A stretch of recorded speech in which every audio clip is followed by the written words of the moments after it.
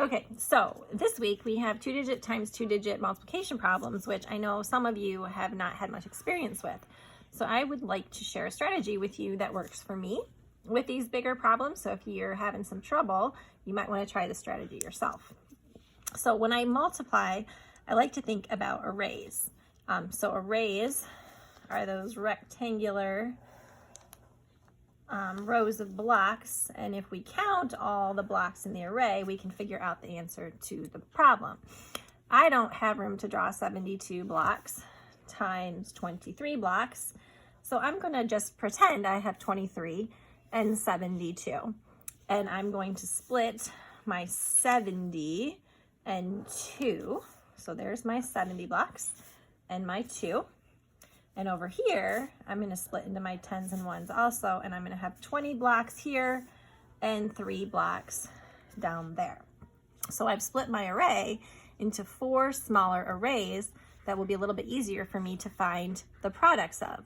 So I'll find the answer to this box, this box, this box, and this box.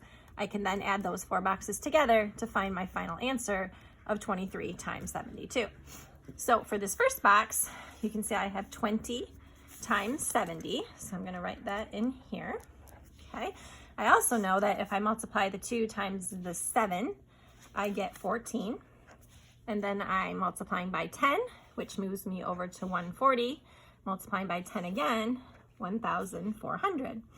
Over here, I have the 2, but I'm missing my dimension on this side, but I know this side in a rectangle is the same as this side, so that's a 20 and a 3.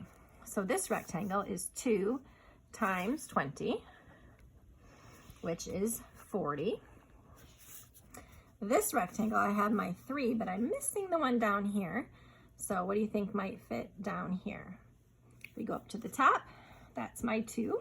I have 70 and 2.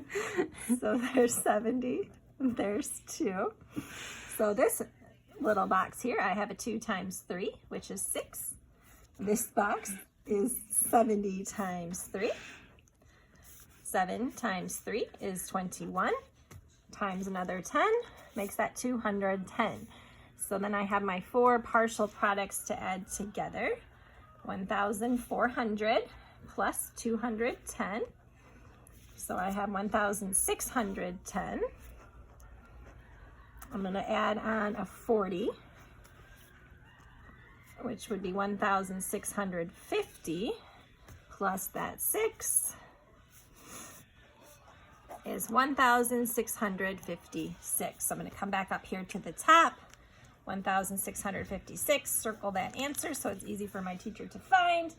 And that is an array method to solve multiplication problems. So, not quite done. I know the first problem on your page, don't ever ask your daughter to help you with your math because she's a little distracted.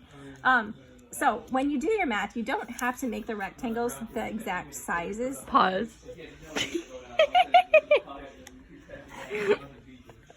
Yes. Okay. Continue. So you can also just make a box that has 4 equal boxes inside. That's absolutely fine too. So I'm just going to set up the first problem on your worksheet for you. That problem is 53 times 24. If I split my 53 into 10s and 1s, I get 50 and 3. So this first box has a 50 and a 3. On this side, I'm going to have 24, so 20 and 4. It helps right at the beginning if you take this side, move it over here. This side would also be 24. The bottom is also 53.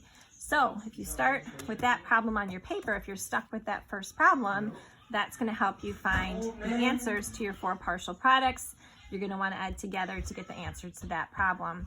If you're still stuck, you can try a different strategy. You're also welcome to get hold of your teacher. I do know on that problem you're also being asked to write a story problem. So remember, in multiplication, you're combining equal groups. So you're going to want to think, what would you have 53 of 24 times? I always like to write problems about jelly beans. But again, when you're writing that story problem, be sure you're combining equal groups. So I hope that was helpful. And thanks to my videographer, Katie, who is now going to be grounded and sent to her room.